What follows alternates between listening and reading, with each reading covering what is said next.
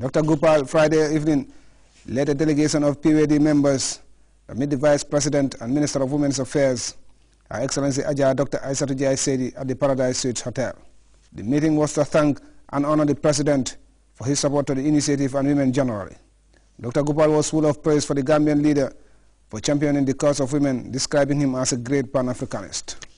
I consider myself privileged to sit before you here and the good people of the Gambia on this day to share with you our passion and concerns for the numerous challenges of young women in Africa and by extension the world over.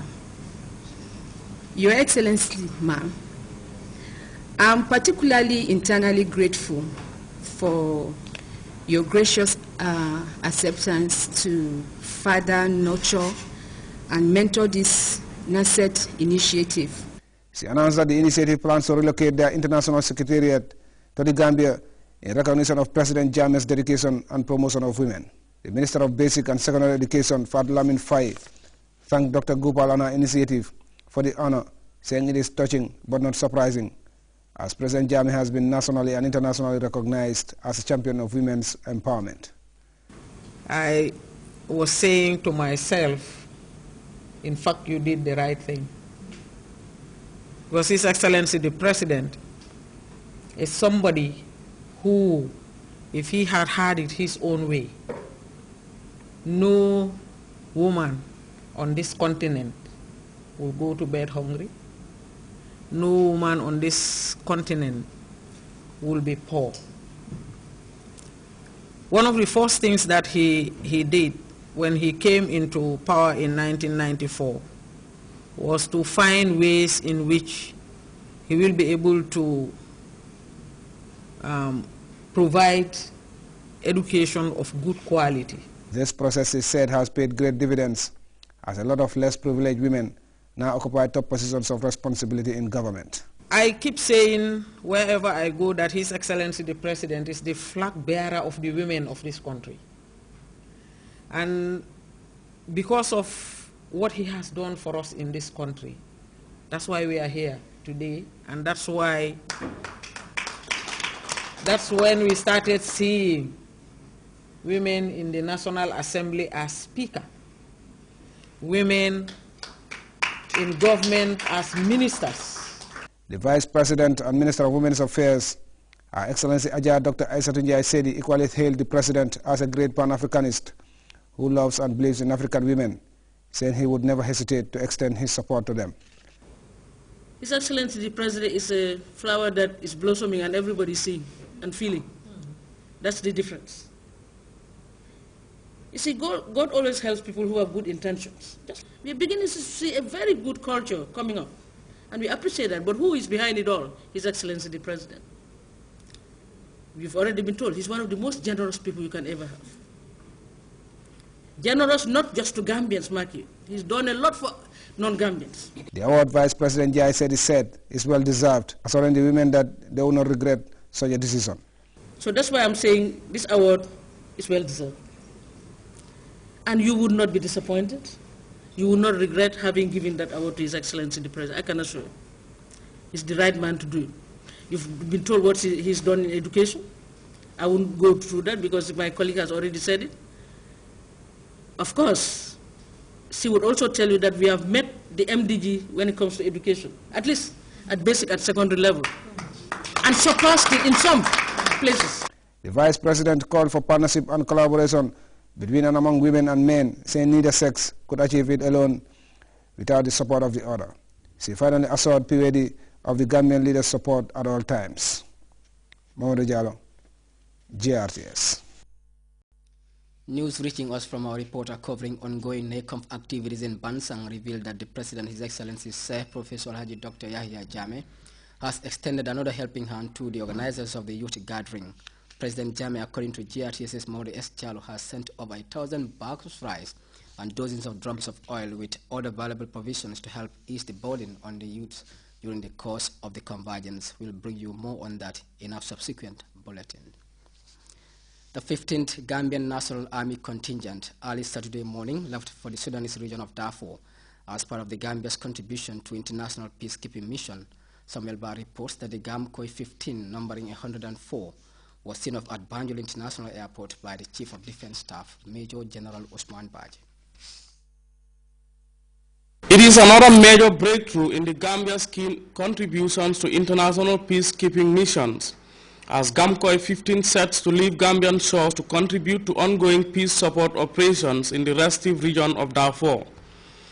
The military personnel, numbering about 104, have duly fulfilled the UNAMID requirements after undergoing pre-deployment training meant to prepare them for the task in North Africa.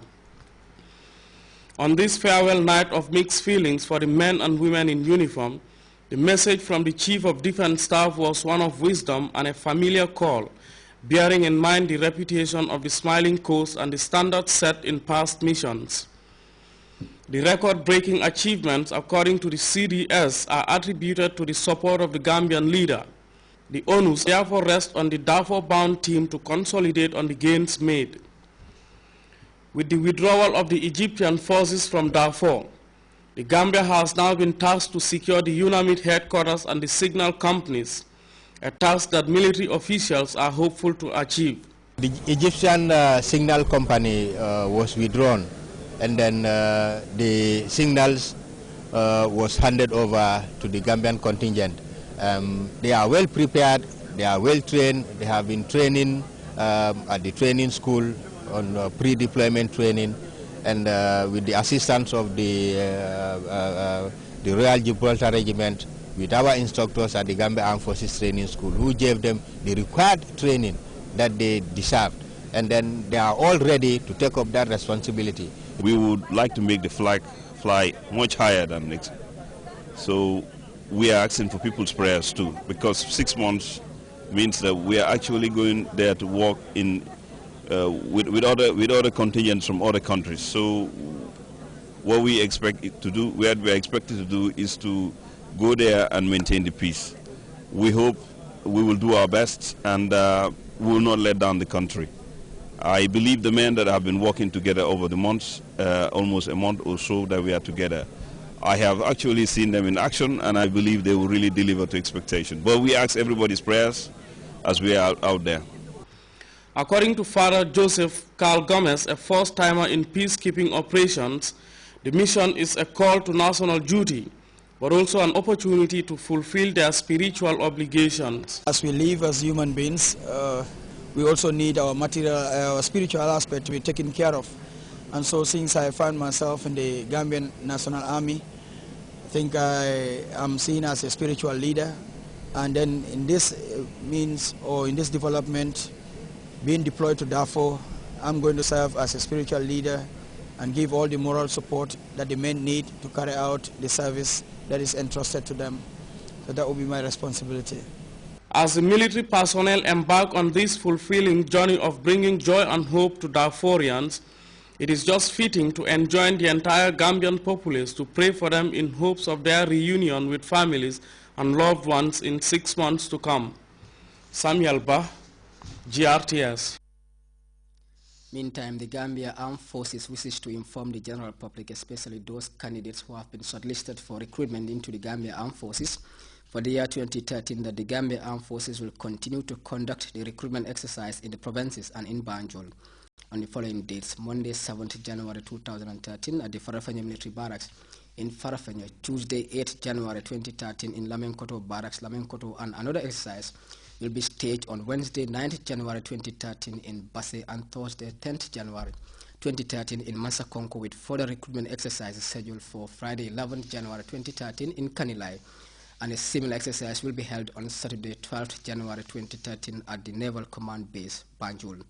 Prospective candidates are hereby reminded to bring along original copies of the following documents: school leaving certificates or vocational training for trade certificates for tradesmen, birth certificate and national identity cards, and any other relevant documents. Scores of volunteers, among them a sizable number of security personnel, this morning took part in the monthly cleanup exercise. Aulumendi accompanied officials of the National Environment Agency, and he reports members of the security service were at the forefront of the monthly national cleanup exercise. Security forces, as usual, are in the forefront of this monthly national